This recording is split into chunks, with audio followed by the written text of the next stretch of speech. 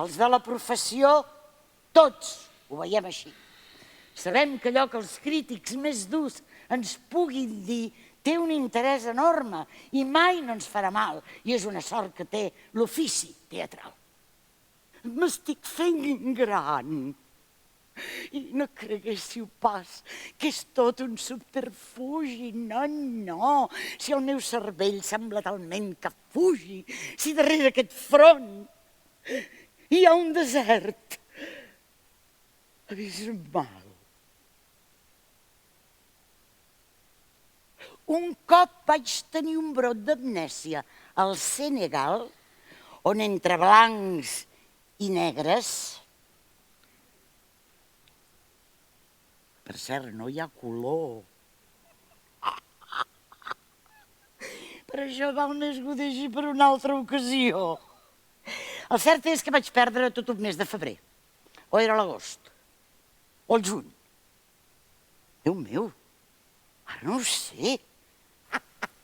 No, senyors, que és una de les meves brometes. Vaig fer-m'ho sol, ajuntant algun retall i algun pedaç, però aquestes minúcies, amics, no fan el cas. Teniu, preneu-ne un i repartiu la resta. Què és, això? El text.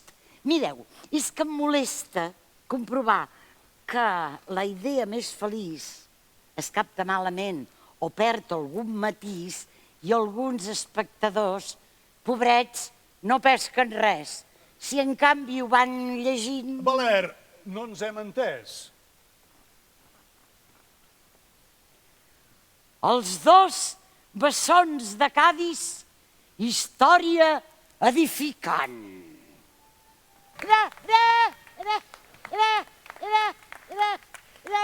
No, i ara, sisplau, feu el favor, em feu envermellir, em provoqueu rubor, si el mèrit és tot vostre.